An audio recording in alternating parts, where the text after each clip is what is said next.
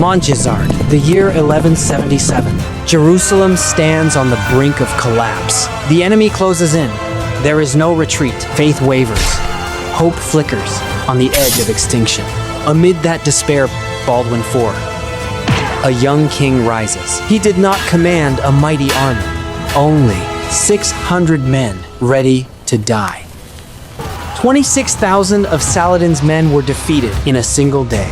And in that moment, Europe was saved.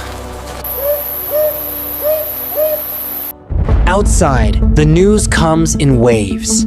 Saladin is advancing town after town, falling in his wake. We will not wait for him to come. If we must fall, then we fall while advancing. A mad plan. To lead a few hundred knights straight into an army many times their size. But if we wait, Jerusalem will slowly die.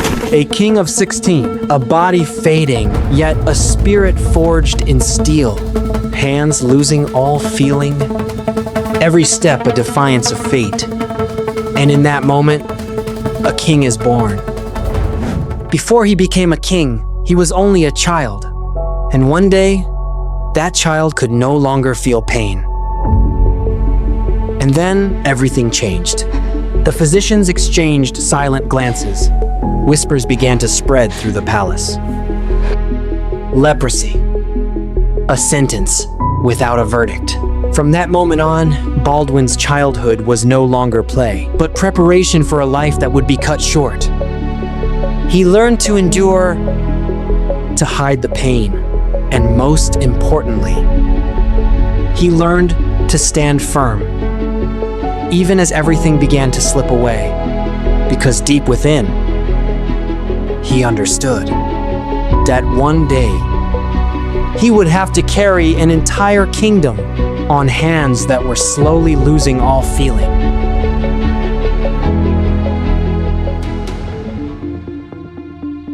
The news spreads through Jerusalem. The leper king rides to war, a dying king against Saladin. 300 knights against thousands. It sounds absurd, but the Templars form ranks without hesitation. The city watches Baldwin, waiting for a miracle. Baldwin reaches Ascalon the same day as Saladin. Seeing the overwhelming force, he withdraws into the city. Saladin believes the young king is finished and turns toward Jerusalem. To Saladin, Jerusalem was too weak to worry about. He advanced with near absolute confidence. His army scattered, raiding, resting, unguarded. In his eyes, Baldwin was nothing more than a sick, young king, with a force too small to matter.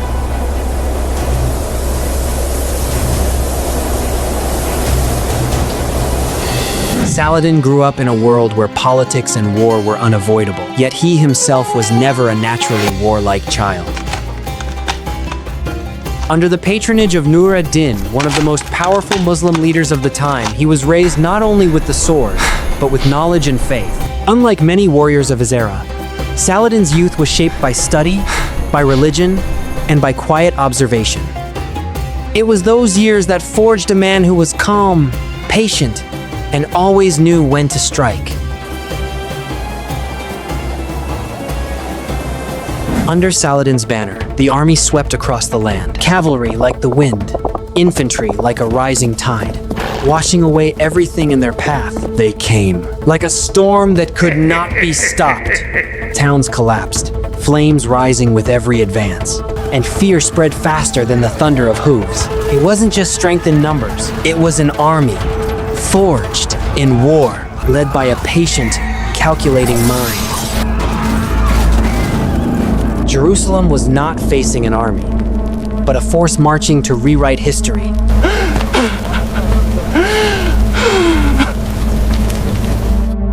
The Templars break out from Gaza to join him. The people rally beneath his banner. When he marches north again, he commands around 500 knights and several thousand infantry. Still outnumbered, still facing the impossible, but no longer alone. We do not have enough men, not enough time. We ride to war, Today, bring me my armor, my horse, and the true cross. Under Baldwin's command, the Templars march toward Montgisard. As the light fades on November 25th, the Christian army reaches high ground overlooking a vast valley. Below them lies Saladin's camp, unprepared. The Muslim forces in the valley look up, confused. Then the first shout rises thin, disbelieving. The Templar wedge tightens. Baldwin lowers his sword, and the world explodes.